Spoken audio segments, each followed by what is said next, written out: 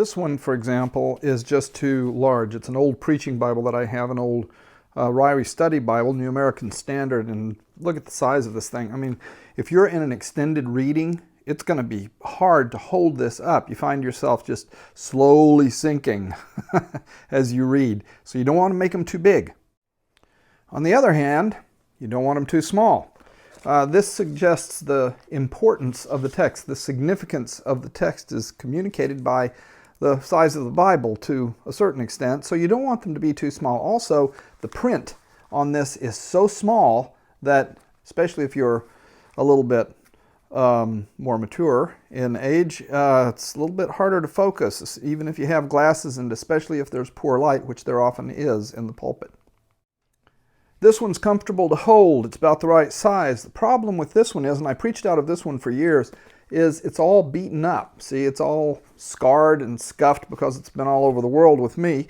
And it's comfortable to hold, though. It's a nice size, but we can come up with something better than this. The right size that still looks nice.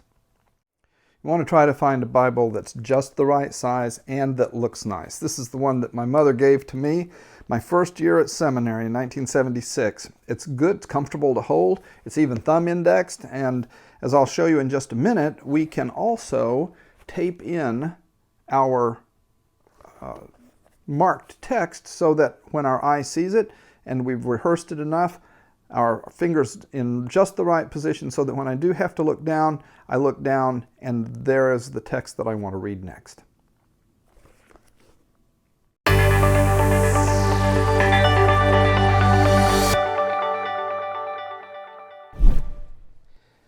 How do you know which version of the scriptures to use in a public reading? Well, there are three criteria that I use. One is accuracy. I want to have a version that is an accurate translation from the original Greek or Hebrew.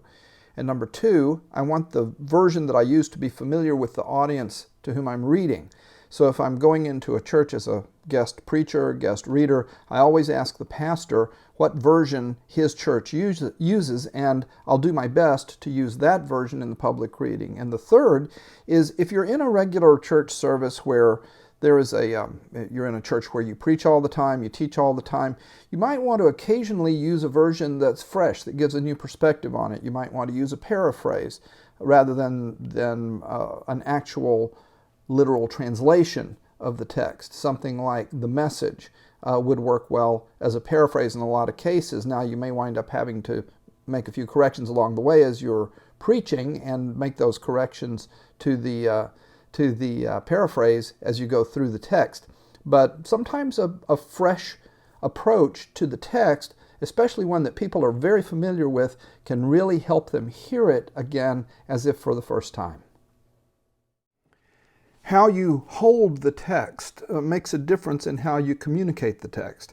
You don't want it to be too low, or you're always looking down like that, and that look down is a visual distraction to the audience. We want to remove all visual distractions we can, but you don't want it to be too high either, because then they just get the eyes or no eyes at all, and you're reading it fine, but they can't see your face, and your eyes are the most expressive part of your body. Your face communicates a lot non-verbally as well as your voice verbally. So you want it to be right about here so that they can see your face completely, so that if you can see the people in the front row, then you're good to go. The Bible's just about right, and you can cheat your eyes down to get the text without having to look down, and it's not masking your face by being too high. Right about here is about the right height.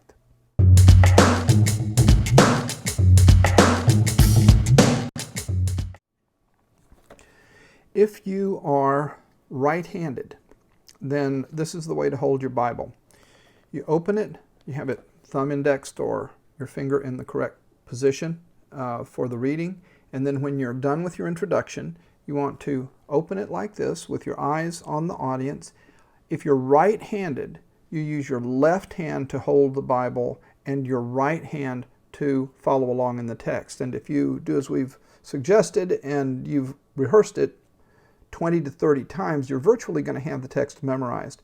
But there's still a help for you in your fingers, because your fingers will follow along, because if you're right-handed, you're right-hand dominant, and just the way the Lord has programmed us, if you rehearse this 20 to 30 times and you look down, not because you have to, because of unfamiliarity with the text, but because you want to provide your congregation a bit of a break in the flow of thought, introduce a new character, a new location, whatever you decide is appropriate at the point, and you look down, your finger will be at the right place. It goes on autopilot if you have rehearsed this enough. So you want your dominant hand following. Of course, if you're left-handed, then you use your right hand to support the scriptures, and you're following along with your left. It will be just as automatic. It's amazing how it works. Give it a try. I think you'll really like it, and it will give you even more confidence when you're reading the text because your fingers are going to be pointing to just the right word. Some of you may have Bibles that are just the right size, but you don't want to mark them up. They're nice. You don't want to mark them up with highlighters or pens or pencils even.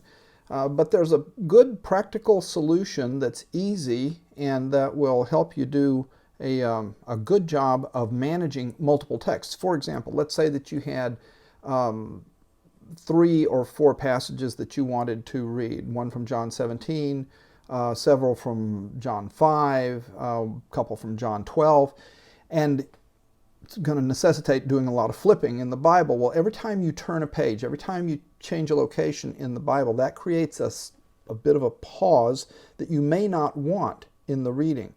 You may not want to draw attention to the fact that you're changing passages.